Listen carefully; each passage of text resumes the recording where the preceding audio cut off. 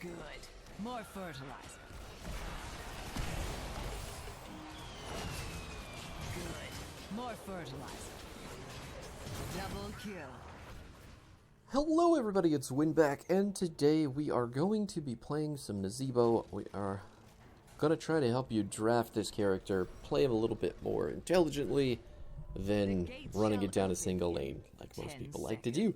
Today's team comps are going to be Stukov, Nazeebo, Ethereal, Thrall, and Falstad versus Hanzo, Gazlo, Deckard, Kel'Thuzad, and Johanna. So we obviously have some pretty late game carry potential. The enemy team also has some pretty late game stuff. I don't know if I would call it carry, but Gazlo's going to scale hard. Kel'Thuzad's going to try to scale hard. Hanzo, you know, he's probably going to scale decently as well. I really hope they don't die down there. Really hope so. But anyway, we're going to start stacking immediately with Nazeebo. Our baseline quest is stupid important on this character, and if you're not getting those minions dead, you're not doing it right. On Garden of Terror specifically, there is enough space between the top and the middle, as well as the middle and the bottom lanes, that you can just kind of dive in between the two and pick up stacks as fast as possible. Obviously, the best map to do this of all time is Tomb of the Spider Queen, because it is very small, and all those lanes are so close together, the minions are always going off. They're just going to make stacking super easy for you. Other maps that we're very good on for this specific reason that I mentioned for Garden Terror would be Volskaya Foundry, let's see, not Cursed Hollow, because those lanes are very far apart. Definitely no two-lane maps. You're going to have to pick Nazeebo to play a very different way on those maps, and it's not generally good. Dragonshire, though, the bottom two lanes on that map are going to be exquisite for picking up stacks.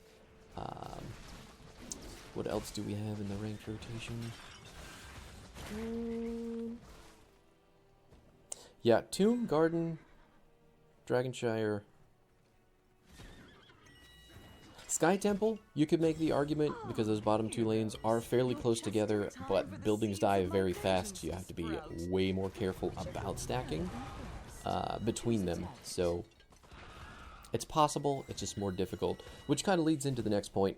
Everything that is going to counter Nazeebo is going to be something that can just run up on him, lock him in CC, and just gank him into oblivion. So characters like Genji, Zeratul, you know, big tanks that want to try to catch you on rotations like Garrosh or ETC, anything that's really just going to hurt Nazeebo as he rotates trying to stack is the worst counter for him. Same thing goes for early game heroes that are just going to like steamroll a lane and force him out of stacking, force him out of the late game, which is basically what you do with Nazeebo. It's the best way to win against him, is just to win early. And most times you're going to do that by killing him over and over, but if your 4-man is as good as mine as it is in this game, you're going to have plenty of space to do exactly what you need. Big root on 3 people from the Deckard Cain, and Falstad is going to boost away. We don't have a whole lot of mana here to keep on going, so I'm hoping that my team is just going to help me do the objective. I'm going to get poked by a Flower Man. Alright, now the aggro is off of me. Looks like the team's doing a super good job. Okay, well, they were doing a decent job zoning, and here we are again.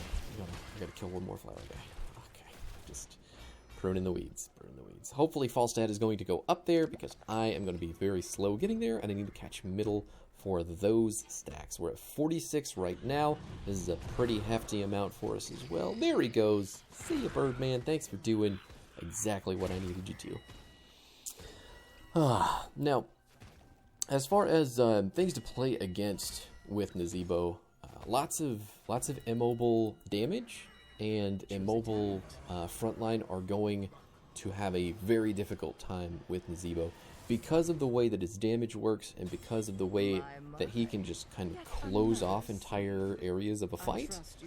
People like Arthas are going to have a really bad time against him because he's very easy to hit with all of her abilities and he can easily get stuck. Same thing goes for, in this case, I think Kayn and Kel'Thuzad are going to have trouble dealing with us because Kayn can only go so far with his little cane. Get it? Cane. And he's got to hobble himself around, throw potions to people. They have to pick him up, and they're already mostly going to be poisoned because this map specifically has a shitload of corridors that we can just dump a zombie wall, and suddenly people can't walk there anymore. Just like that. Look, Kayn's stuck right in the middle of it. We're going to lose Arterial, but he is going to go all up in front and get a double kill with his passive. Good shit. Falstad going to barrel roll away. We still have most of our health here, so we are not entirely worried about getting stalled out super hard. The other cool thing about Nazeebo is that even though our zombie wall... Oh, you're gonna pump damage. Even though our zombie wall cuts off those chokes really hard, so do our toads. The toads traveling in that cone and that distance are really strong for just denial, because if you step on a toad, let's take a look and see how much damage you take here. One toad is going to deal 170 damage.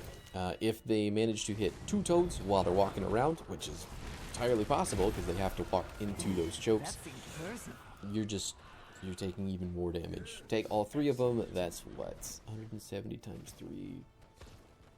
It's right around 500 damage. It's pretty fucking nuts. Not to mention, if you're fighting like over a point against Nazeebo, and he can shotgun all 3 toads into your face immediately, you're going to take all that damage, and it's going to hurt, and you're just going to die. But that's all dependent on getting our stacks. Obviously, with our level 1 quest, our spell power increases. They're just eating all my minions. I'm only at 76 right now, so I need to get to 100 to get to my additional spell power, 10%. But, oh thank God, Stukov just being a buddy, letting me stack. I really appreciate that. Fantastic stuff. Anyway, the spell power increase on our level 1 is basically going to tide us over in the mid game here until we get to level 20. Once we, missed him with the zombie wall. They're all going to be saved by the Tyrael Sanctification, trying to get some... I'm going to get hit by the Gazlowe Bomb. Damn. I don't know what on earth was stopping Thrall from going after the Gazlowe, but he did interrupt me, and we did manage to get the Deckard kill, but we definitely could have gotten more if I had a little bit of peel. At the same time, I'm not super worried about it. Garden Terror is here. I have to hit as many minions as possible before the Garden Terror punches them with its wave clear, and we lose out on those stacks. Oh my god, I don't have Ice Block yet, but thank god. Kel'Thuzad is not stacked up either, so that did not hurt in the slightest. Whew, good stuff. I'm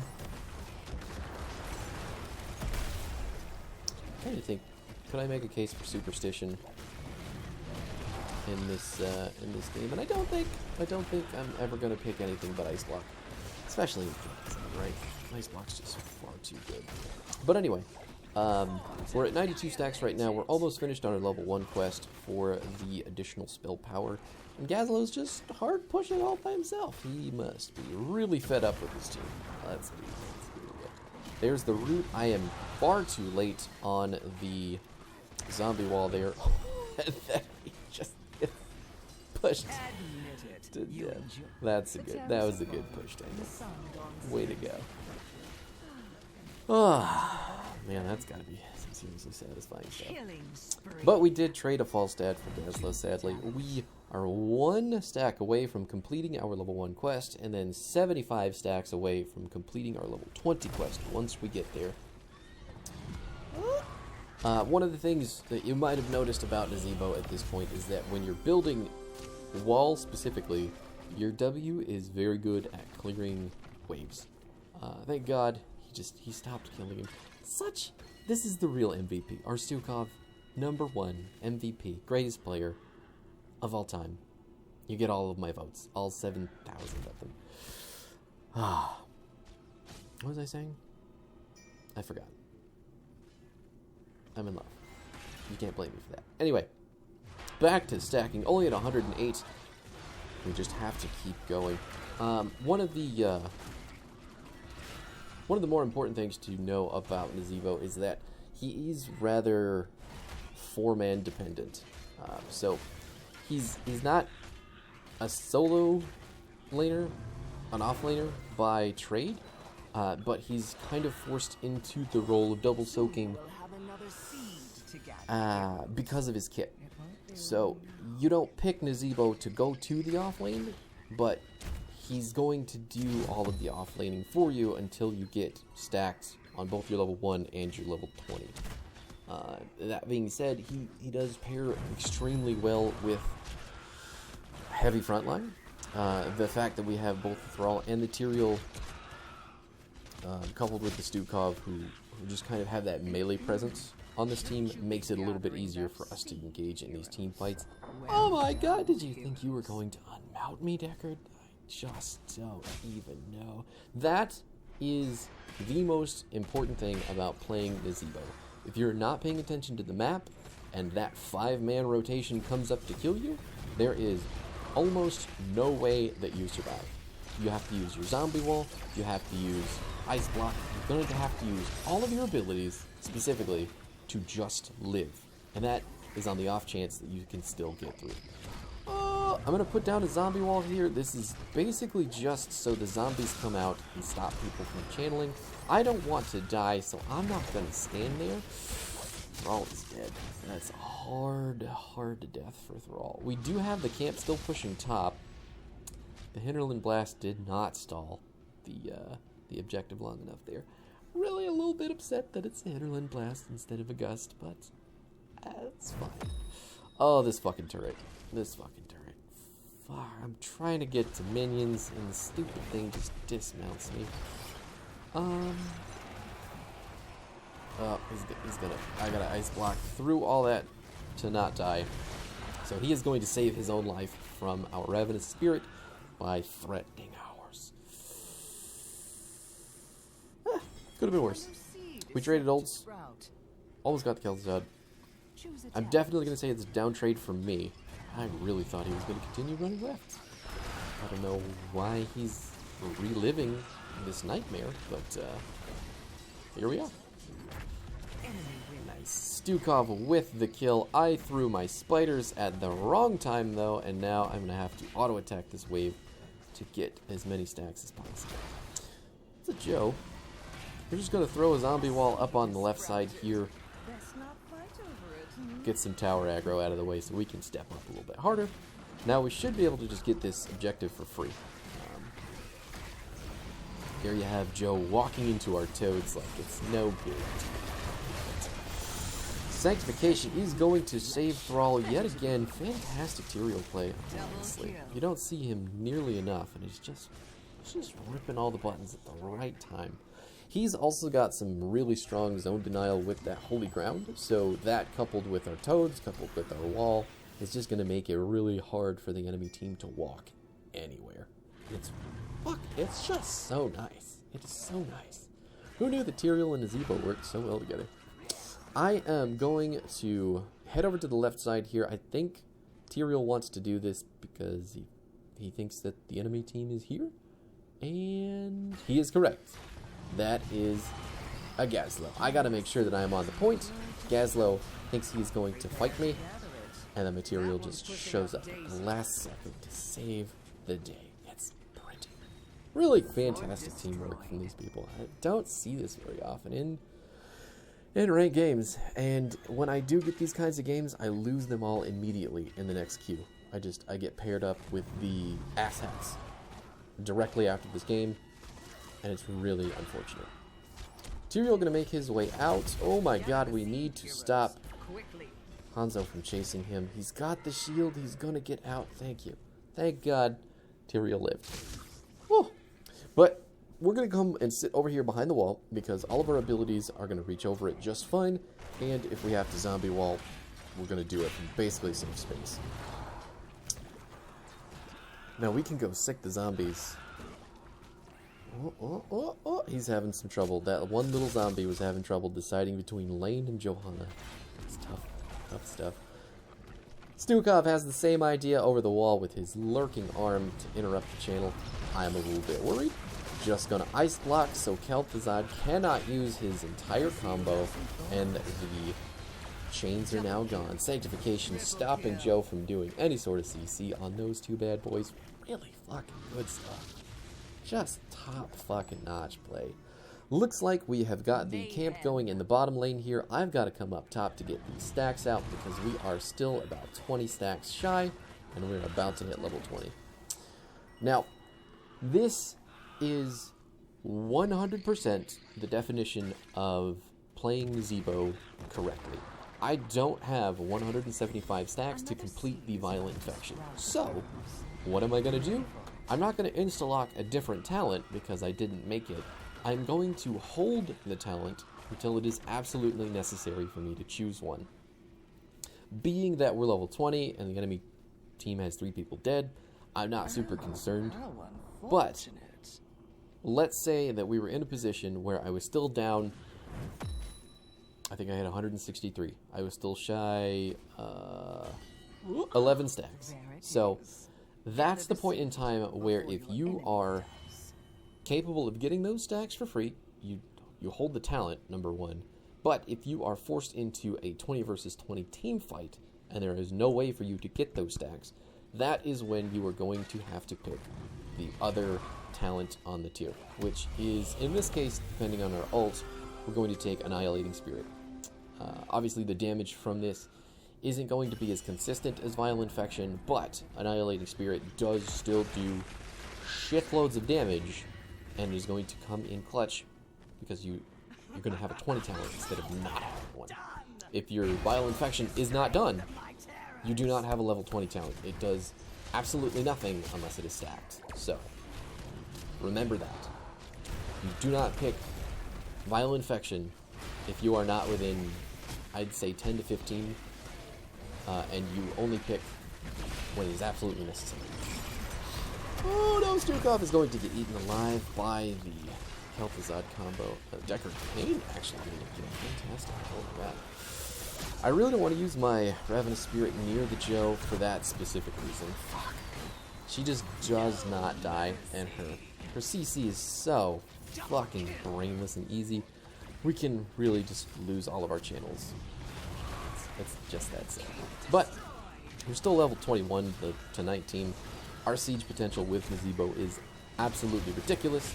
We've got the objective. We've got our whole team here. We're a little bit low on the health bar department, but luckily we've got a fair amount of damage holding down the front lines for us. We're just going to keep throwing damage at the core until we win. And there you have it. Ended with 192. Not the worst in the world. Nazeebo's just, he really shines on those team objective pushes. He's going to stop tower aggro. He's going to just melt buildings. He just really does a whole lot in groups and with, clear lines drawn in front of him. But anyway, there you have it. That is Nazeebo. I hope you got something out of this guide. Feel free to leave a comment, subscribe, like the YouTube. You know the YouTube stuff by now, right? Here are the stats if you need them. Definitely number 1 in siege damage. Didn't do too shabby in hero damage.